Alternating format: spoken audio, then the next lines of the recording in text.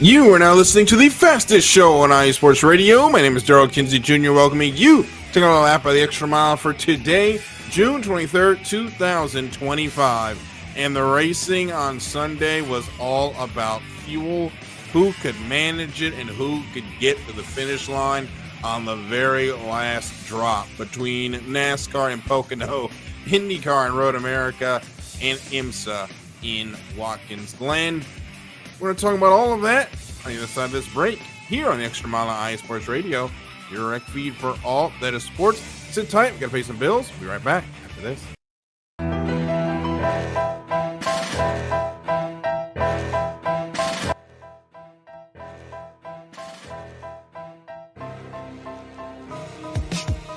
For the last 10 years, iSports Radio has been bringing you amazing content ranging from interviewing legendary athletes, coaches, and other authorized media personnel to building tailor-made shows dedicated to all major sports cities around the country.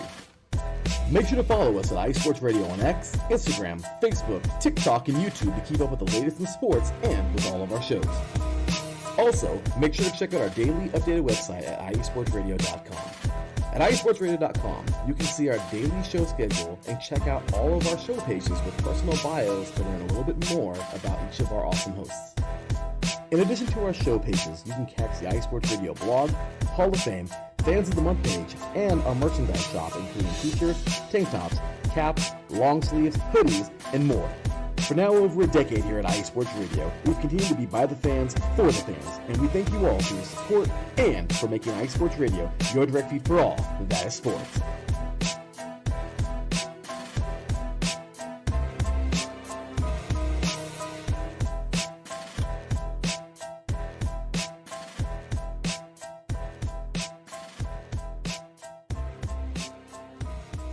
And we're back here on the Extra Mile on iSports Radio, your direct feed for all that is sports. It's time to get into the week that was in racing, which was very predicated on fuel strategy. I think all the races on Sunday came down to some sort of system on how do you get to the end on very low fuel, and that could be seen clearly in the Saline 6 Hours of the Glen, where we start off this weekend, where it came down to a late race caution after everyone was trying to stretch the fuel on the final stop. And with a final restart with 4 minutes to go, who could make it to the end? It wouldn't be the Wheeling Cadillac number 31. That car actually ran out of fuel on the restart, had to come to the pit lane, get an extra splash, but it would be Acura Meyershank Racing, the 60, with Tom Blomqvist and Cullen Brown picking up the win in the 6 Hours of the Glen. And I believe Larry B. Oh no, he's gone. Well, we'll move on. This was an interesting 6 Hours of the Glen. It was also a crash-filled 6 Hours of the Glen. We had about 10 full course cautions during the race due to multiple incidents. The biggest one was between the Aero Motorsports and the PR1 Matheson LMP2s during the early hours of the race after a rainstorm that came through, soaked the track. The PR1 Matheson car got spun around after the first restart of the race after a caution. And the worst spot to be the blind corner outside of the boot at Watkins Glen when you run the full course. That is pretty much a blind left-hand turn. And then you mix in there about 52 cars trying to get into that corner, and the PR1 Matheson machine spun in the middle of the field. Nowhere for the Tower Motorsports car to go. Straight into the front of the PR1 Matheson Orica, and one of the hardest hits that I've seen in sports car racing in quite some time. Actually took the windshield out of the Tower Motorsports car. Somehow both of those cars would continue, but end up down the order. But it was a tough tough race at Watkins Glen. Some of these teams coming back from Le Mans, so you have to wonder if there's any sort of hangover from that, doing 2 endurance races in a row. But a lot of these teams also had a break during that time, so it's hard to tell. But what I will say is that we are getting to it here in IMSA. The run to October has begun. It's not going to be that long in the championship for these teams. So the endurance races always bring the most points. Opportunity here to pick up on your rivals in the point standings, and that may have contributed to a lot of the wrecks we saw, which caused a lot of yellow running in Watkins Glen. Unfortunately, I understand why they do the new procedures when it comes to the pit stop, not the pit stops, when it comes to the cautions. They're trying to get everybody up together by class, but I've just seen that in person. The one downside is it adds about 3 or 4 laps to the caution periods and just extends them to where you lose a lot of green flag running because of it. And I'm wondering if it's time for IMSA to look into doing something like the slow zones that they did at the 24 Hours of Le Mans. It can be controlled from the tower, and the good thing about it is, unless it is a serious incident or one that takes place during the night, you just throw a slow zone on it. You have everybody run around on the pit limiter, get the problem fixed, and go right back to green flag racing. It's something I think they should consider. I know we all want to see the close racing that the new safety car procedures bring, but it makes it hard to lock in for the race when you're under caution for 20, 30 minutes, which is time you are losing racing when it comes to IMSA. But the Acura Meyer Shank team win back-to-back races after the season was dominated by the Porsche Penske cars. And those cars ran into some trouble. Particularly the points leader, the number 7, which we'll get to in a minute. The number 6 with Jaminet and Campbell finished in the 4th spot. But the other Porsche Penske car ends up finishing out of the race and last in, let me make sure I get this right.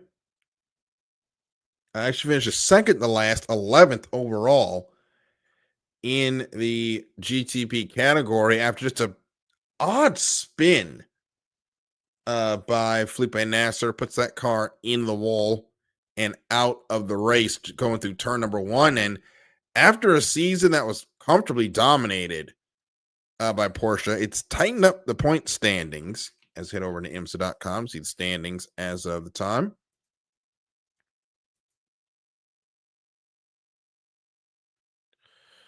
And the point standings are not yet official. They have not put in the Watkins Glen points, but when we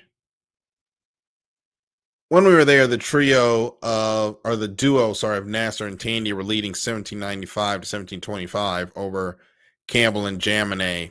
That has closed up considerably since the incident that we saw on Sunday. So it is going to be a challenge going forward for that 7 to hold on to the title. And you even look back there, it is unfortunately going to be a 2-horse race, I think, for the championship. Philip Ang and Dries Vanthoor, the next closest pairing to the Porsches. They are 300 points behind. They need the Porsches pretty much to finish in the back half of the field the rest of the season. I don't see that happening even with the balance of performance, but it is going to make it interesting between that 6 and 7 to see who wins the championship. But what I will say, it was nice to see Acura and Cadillac, even though the Whelen car ran into trouble, be competitive. I mean, even the Wayne Taylor cars for Cadillac were up there at some point, mixing it up. And in fact, they were second and third. But the BMWs, they followed up their struggles in Le Mans, the WEC side, with more struggles in the IMSA ranks as they finish. You got to find them here. The highest finishing one was 8th with Philip Eng and Dries Vanthor. The other BMW, as we will check here on the results screen.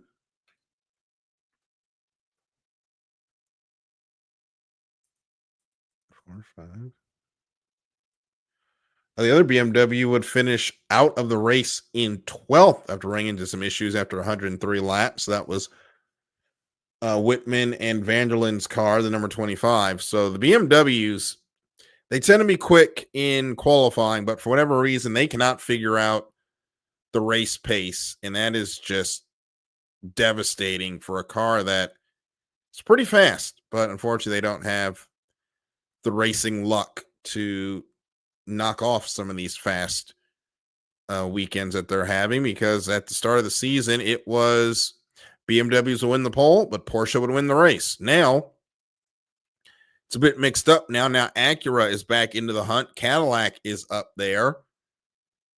It's going to be a challenge for BMW and Porsche, the two dominant cars of the season. It's going to be interesting for that third spot of the podium in the point standings for third and fourth, as those Cadillacs going to be nipping at the heels of the BMWs as we move on. Going over some of the other class finishes, GTD Pro was won by Paul Miller Racing. Actually, let me make sure that is correct. Yes, Paul Miller Racing wins in the BMW. In a race that was nice to see that the Corvettes were back in racing, or back in top form. They tend to do well here, and for the season that has been rough for the Bowtie Brigade, Garcia and Sims bring their car home second. Hess and Harper bring home the Paul Miller Racing BMW in first, and Ford Multimatic with Mies and Vervis. I cannot pronounce that last name.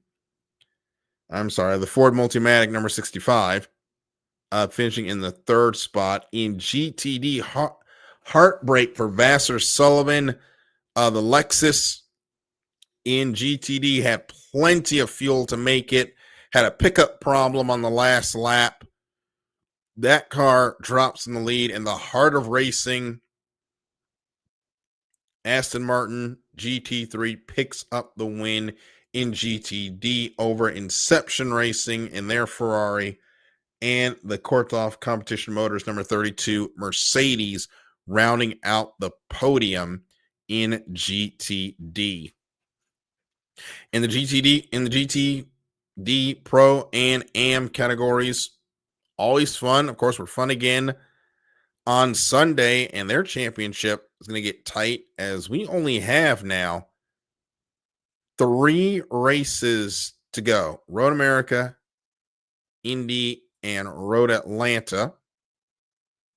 LMP2 will actually be going, they'll have a couple of extra races, and that'll be the next event out there at Canadian Tire Motorsports Park. And LMP2 will also be going to VIR for the first time. And they'll be joined by GT Pro at that race and GTD as well. But for GTP, they've only got 3 races left. LMP2, GTD, and GTD Pro have 5. And it's going to be a slugfest all the way to Road Atlanta in October and the end of the season. But we're going to take a quick break. When we come back, got a special announcement for the next races in Anzia Racing over in Star Citizen, including a race I'll be a part of this week. And NASCAR took on the Tricky Triangle, who had enough fuel to make it in Pocono. We'll talk about that on the other side of this break here on the Extra Mile iSports Radio, your direct feed for all that is sports.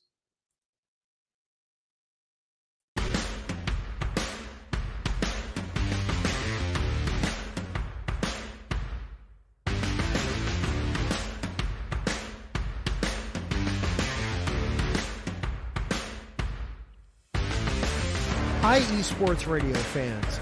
This show is brought to you by Planet Jerky Premium Brisket Beef Jerky. Planet Jerky is the official jerky of the 2022 California League champion Lake Elsinore Storm, Single A affiliate of the San Diego Padres. This all brisket jerky has gluten-free options, contains no MSG, no sodium nitrate, is low in sugar, and high in protein. Go to their website at planetjerky.net and follow them on Instagram at Planet Jerky. Planet Jerky, the jerky that's on a whole other planet.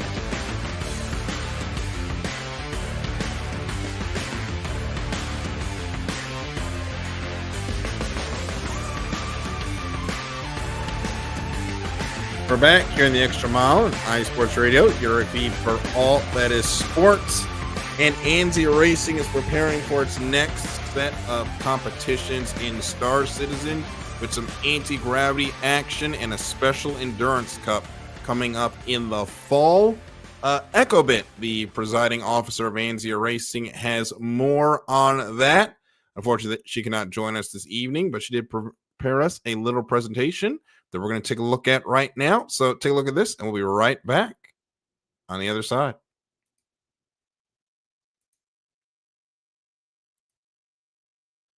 Hello, Extra Mile and racing fans. The world of virtual racing continues to grow and evolve every year, and Star Citizen is growing a lot. This year marks the second year of ANSI Racing's Anti-Gravity Racing League, a race of the Gravlev holobytes straight out of the movies like Star Wars. You can expect to see a mix of both combat and non-combat racing teams, racing across the beautiful oceans, the planet Green, and the Alice system.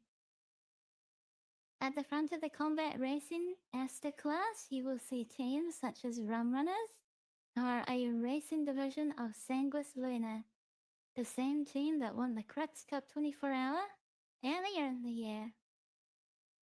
Behind them is a brand new team on the block, Third, who are a racing division of Lens Nations community.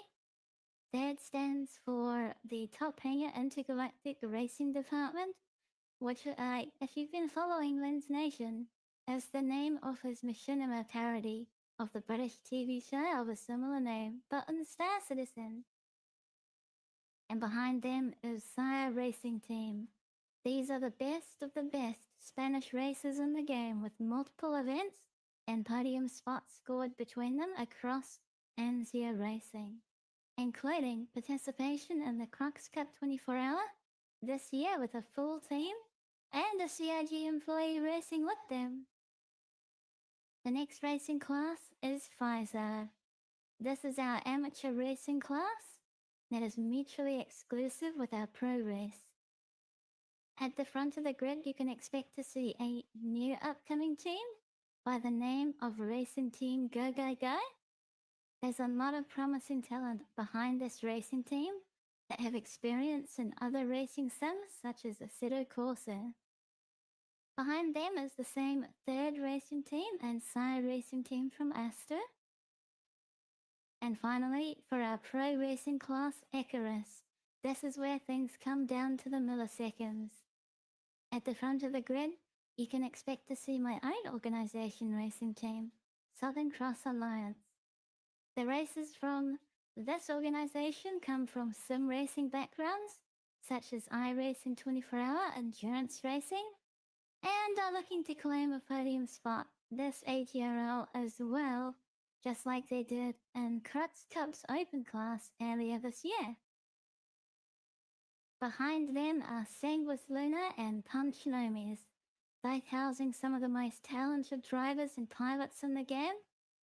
A couple to watch out for are Jekiden, who claimed first place in the practice of Sim Racing League Icarus race just a few weeks earlier, and Herbie, who was a multi-Dema Rally winning champion. These races will be live streamed over the next 3 weekends. You can get the race timings from our website, shown in local time, and a link to the live streams at ansiaracing.com. One last announcement from me. I would love to share with you all the news that Crux Cup is returning. Next quarter, with an incredible expansion to what was formerly the Crux Cup Delivery GP. Now, the full-fledged Crux Cup Stellar Endurance Championships as the Pilot Championship to us, like what the Driver Championship is to Formula One. And also, more of what we do best, endurance races WEC style, while we focus on finding individual talented pilots of Star Citizen scored across multiple Grand Prix and 2-hour endurance races.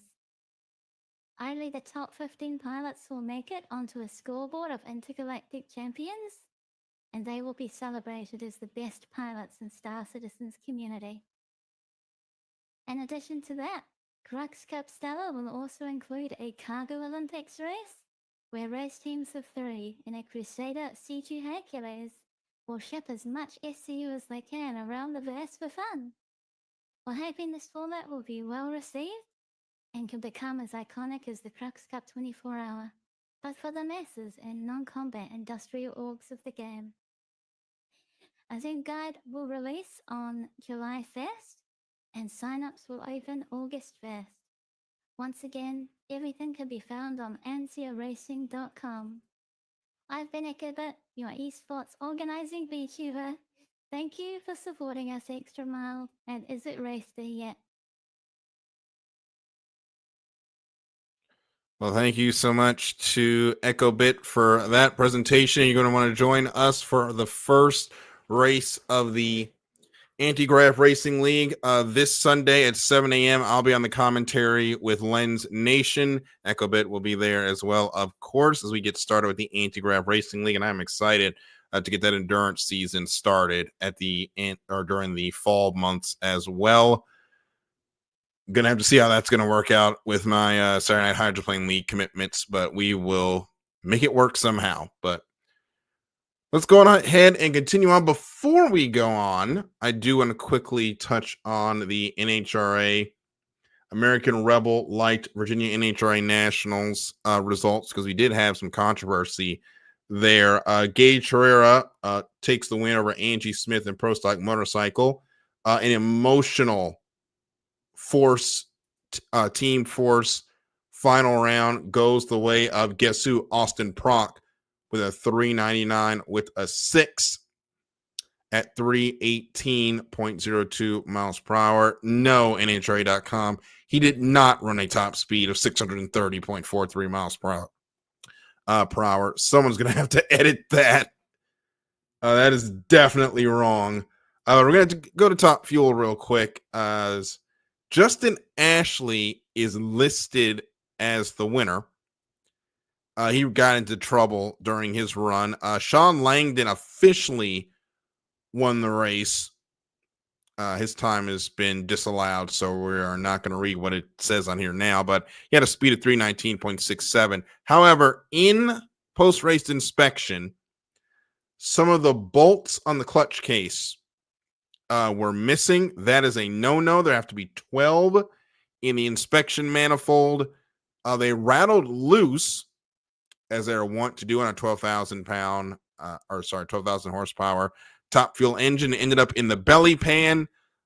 Unfortunately, those bolts have to be on the manifold. That is a disqualification on safety grounds, and it is Justin Ashley that gets credited with the win in NHRA. They are going to head out next as we head over to the handy dandy schedule. They're heading out to Joliet, Illinois for the Gerber Collision and Glass Route 60. All right, no, that is not right. Sorry about that. They're going to Norwalk, Ohio, for the Summit Racing Equipment NHRA Nationals, one of the big races on the season, before they head out west for the, for now, truncated Western Swing of Sonoma and Pacific Raceways in Seattle. So let's go ahead and get back into it. We'll start with the NASCAR Great American Gateway 400 in Pocono, the last race of the just impeccable Amazon Prime broadcasts we got over the last 5 weeks. I think we were spoiled for choice as racing fans getting to see that broadcast, and we're going to miss it.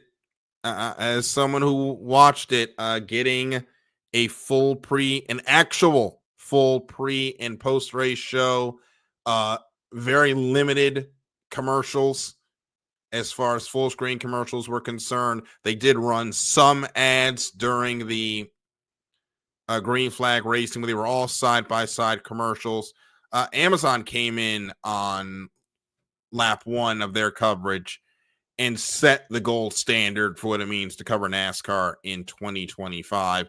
And a lot of the broadcasts are going to have to pick it up, especially TNT, which gets started this week at Hampton, Georgia, what is now Echo Park Speedway, for the first round of the in-season tournament. But as Pocono is wont to do, it's one of the few races that still comes down to fuel mileage in NASCAR, which created a lot of intrigue between Chase Briscoe, who ended up winning the race, and Denny Hamlin, as Briscoe was hanging on for dear life when it came for fuel. But a late race caution got him that last sip that he needed, and he was able to really set the pace in front of Denny Hamlin, who was just hoping that Bass Pro Shops number 19 ran out of gas. It did not. Chase Briscoe ends up picking up the win there.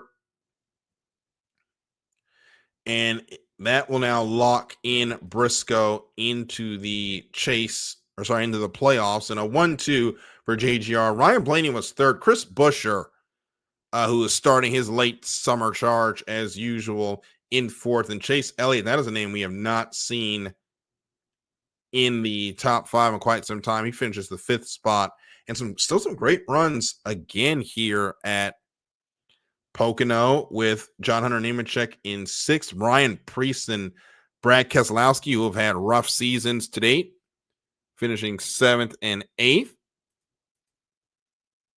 As I see Echo there. Hey, Echo. Good to see you again tonight. Sorry you couldn't be on there live, but we definitely enjoyed the video. We'll be on live on Anzia Racing on Twitch on Sundays. So make sure you guys check that out for the start of the Antigraph Racing League. And as we look at the results at Pocono, with again, another one of those races that had pretty good number of cautions. Some of those wrecks, including the 2311 Racing team, which I'll get to in a minute, allowed some of these teams to come up the grid. But also, you see drivers like Josh Berry, Alex Bowman, they were running in the top 10, but just on that pit strategy, couldn't make it work, and they ended up just outside the top 10. And Pocono is always fun. It is a track of contradictions, but it is still a fun track. You got three different corners you got to master. The fuel strategy, all of that still comes into play despite the stages. Makes it a lot of fun, but also heavy on the brakes, particularly going down the front stretch and the Long Pond straightaway. Which brings me, unfortunately, to 2311, which I think had its worst day as a team since they went to multiple cars. Riley Herbst's 37th brake explosion. 13 laps later, Bubba Wallace, he would lose the brakes as well. Right front rotor explodes on that car. And Tyler Reddick, who sensed the brake issue, went behind the wall while running in the top 10, went behind the wall for several laps, came back out multiple laps behind. Actually ended up one lap behind in 32nd spot. What that has done for 2311 as far as the point standings are concerned is pretty bad. Bubba Wallace started this season with 110 stage point cushion up to this point. That cushion is gone.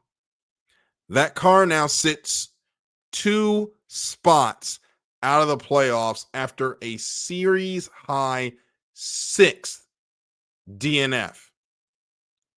for the 23 car.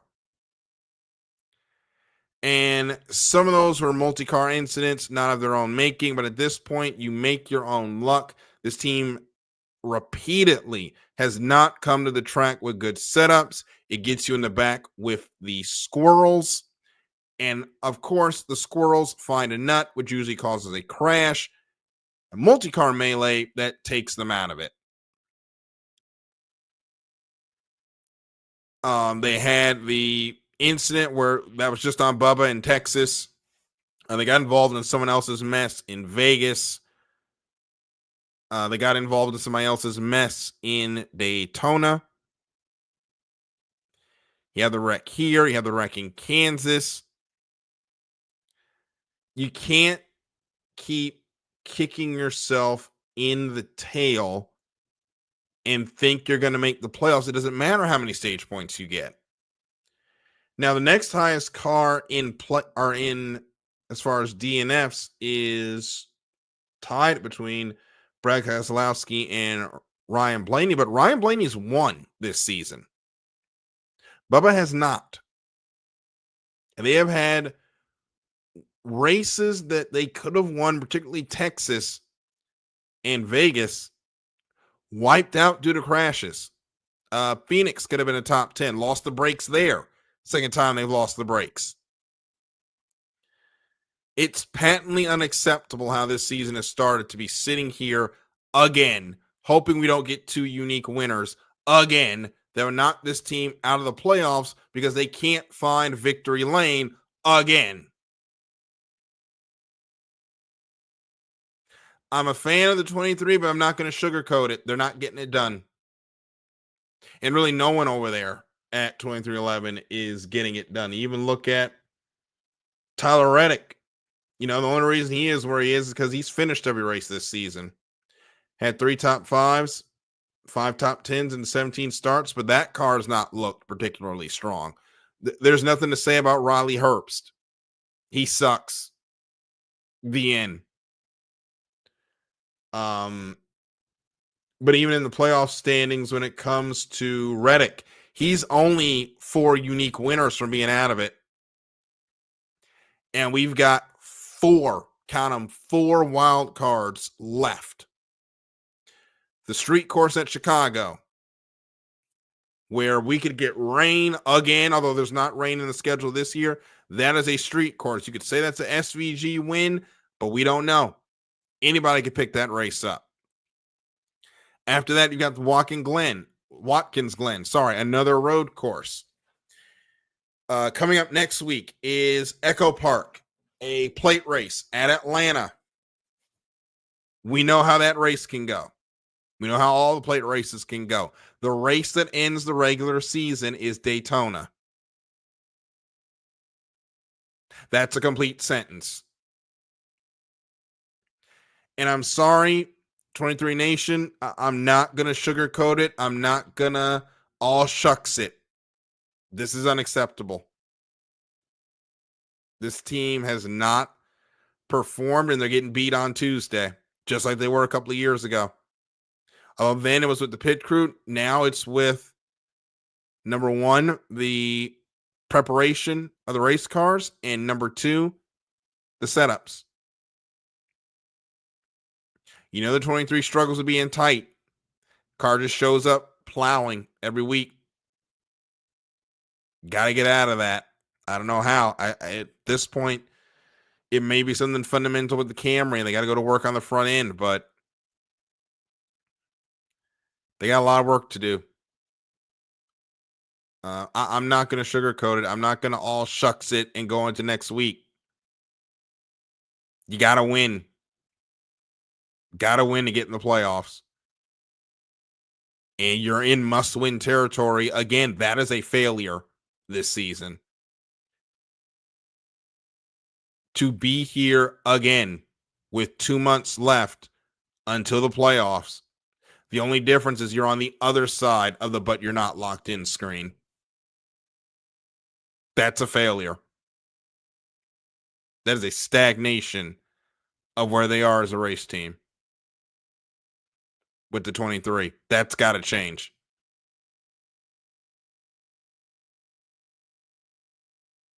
You can call me a hater. You can call me whatever you want on social media. But it's the truth. They're stagnant right now. And it's been a long time since Bubba, that 23, even when it was the 45, went to victory lane. That is a problem in a championship that is predicated by winning and you're in. It's not going to fly. So they got to figure out what they're going to do going forward. But while we're here, something I may have missed last week, we did get that official announcement that Dodge is coming in. We will wait to see who's going to be on those teams, but it'll be interesting to see them starting trucks. Eventually, they're coming to Cup at some point. I don't know what car they're going to bring, especially with the Hemi coming back. They're definitely coming back to Cup before too long. But starting this week in Atlanta is the in-season challenge. Top 32 in points will be going at it in a single elimination tournament. Your number one seed going into the tournament is Denny Hamlin. Why don't you get this tournament bracket on the screen so you can go through if you're watching live.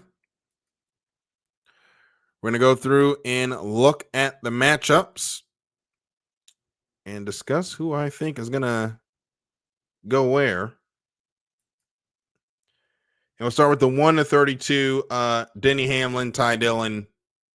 Think we know who's going to win that one. Denny Hamlin is going to roll on to round number 2. Kyle Busch and Brad Keselowski, your battle of mid there in 16th and 17th. We are going to a plate track. Kyle Busch, not great at those. Keselowski, pretty great at those. I think Keselowski moves on to round number 2. Bowman and Logano, the two snake bit drivers when it comes to plate races. Logano usually causes the big one. Bowman either wins or is in the big one. I think I'm going to go with the 8 seed, Bowman, to get in. 924 is Bubba Wallace and Daniel Suarez. I with how that 23 is running, if you're a Daniel Suarez fan, there's going to be, I think you feel really nice that there's going to be an upset and that you guys will be heading in to round number 2. John, I don't know how John Hunter Nemechek is the higher seed over Josh Berry. I'm picking Josh Berry to win that one. Chase Elliott's going to obliterate Austin Dillon in this. I don't even know why that is a conversation. Ross Chastain and Eric Jones, as Larry B joins us in the chat. This is going to be challenging because Chastain hasn't really been lighting it up this season. Jones has kind of been coming back with the resurgence of Legacy Motor Club. I think I'm going to go with Eric Jones here and pick the upset. Bell and Stenhouse Jr. Bell's going to take that one going into round number 2. On the other side, second versus same as first. Briscoe over Gragson, easy. Priest 15th, Byron 18th. How did they make this? I got to look in the methodology for this because Byron is currently leading the point standings and is 18th in the 18th seed. He's going to go over Priest on Sunday. 725, Blaney, Hocevar. Last time we were here, Hocevar had a great chance to take the win. I'm going to pick Hocevar for the upset over Ryan Blaney. 10 to 23 seed, Larson and Reddick. We're going to a plate race to start this. Larson just cannot finish these races. I'm going to take Reddick over Larson in round 1. The second battle of mid between McDowell and Allmendinger. I'm going to take McDowell and Gibbs, Haley. Going to take Gibbs there. Haley has just been nowhere this season. And rounding out the tournament, Smith and Cindric. That is interesting because Smith has not had that great of a year. I think it's Chandler Smith has not had. Or no, that's Zane Smith. Excuse me. Zane he's had his flashes, but he's been up and down. But so has been Cindric. Then we're going to take Cindric there, and then Busher and Gittlin. These are two drivers that can get it done on the plate tracks. I think I got to go. I'm going to go Busher on that one, but I would not be surprised if Gittlin overtakes him. Now, how this thing works is you throw all the cars out there at the same time. If you finish higher than your rival, you're on to round 2. Winner gets $1 million at the end of this thing. Actually, let me make sure that's right. Yeah, winner gets $1 million in this thing. And that challenge round 1 will start in Echo Park Speedway.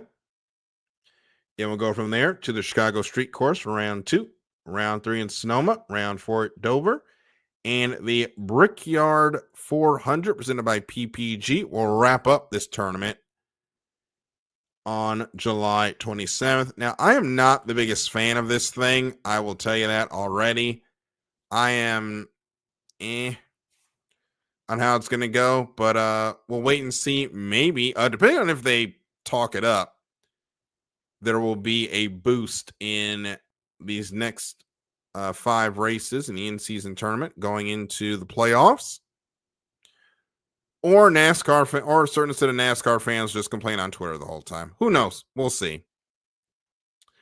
But we're going to take our last break of the evening, and then when we come back, we will get into the XPEL Grand Prix at Road America, and one certain driver has inherited the fuel mileage magic from a teammate. Talk about that on the other side of this break here in the Extra Mile on iSports Radio, your direct feed for all that is sports.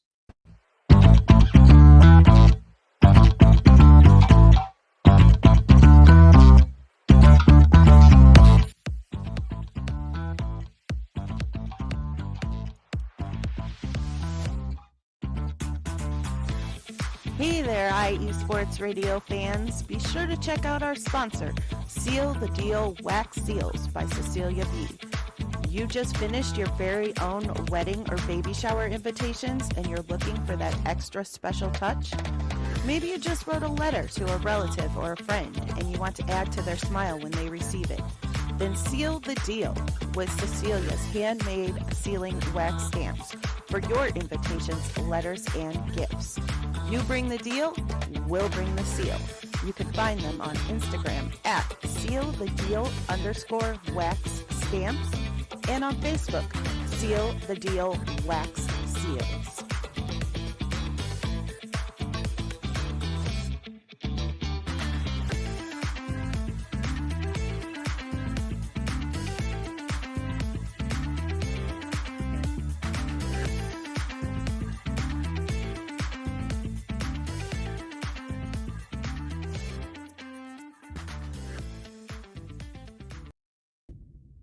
Rise and shine. It's 4 a.m. The stars are still out. The sun is beneath the horizon, but it's time to punch in and go to work. The comfort of your warm-ups turns into the grinding out of your reps as the clinking and the clanking of the plates create a symphony of euphoria. There's no other feeling like it. Earn it, burn it, and take what's yours. IE Sports Radio has proudly partnered with Vital Apparel, a brand that not only fits great, but also promotes and donates to mental health research. Use our code IESR to get 15% off their comfortable and inspiring gym wear and help them on their amazing journey to support mental health. Go hard, take part in your iron therapy, and be strong. Because when your mental health is as strong as you are, there's no telling how far you'll go.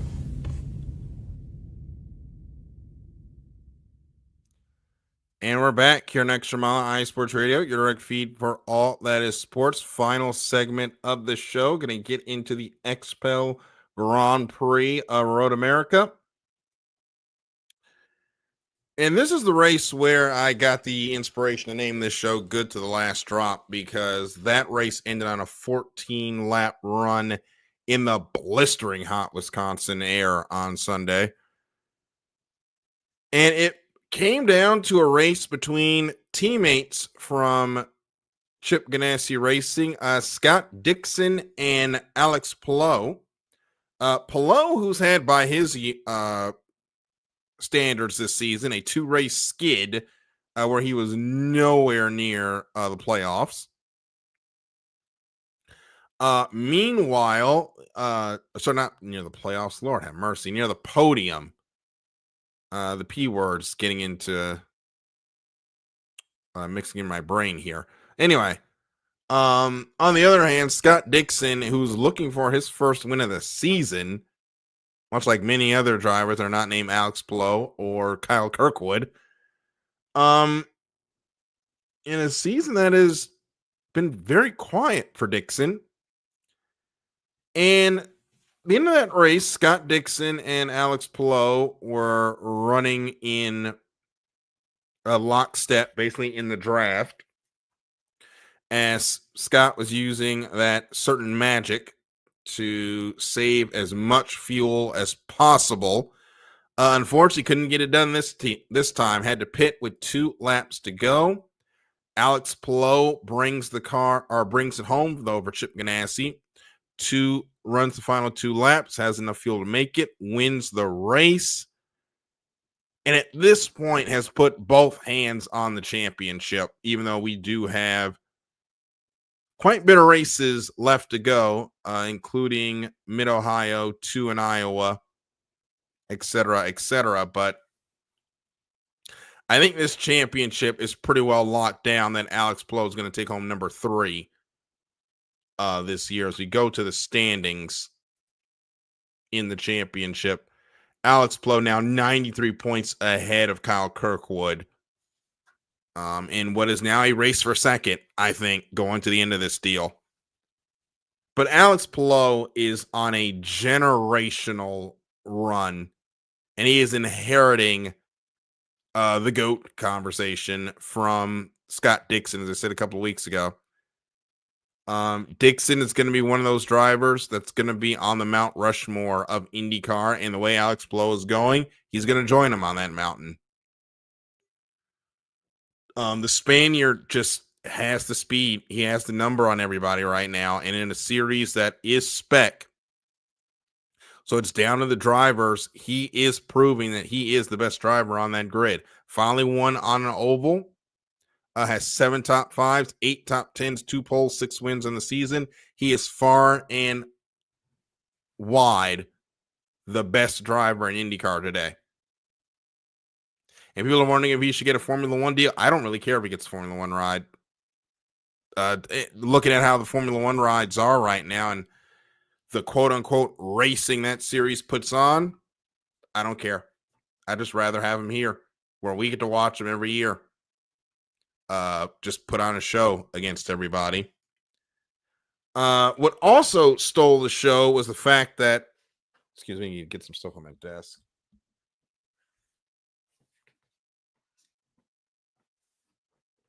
Something misses when you have ADHD. Anyway, the other thing that happened on that race that was hilarious was the ending, where about half a dozen cars ran out of fuel on the last lap and basically parked up there on the front stretch.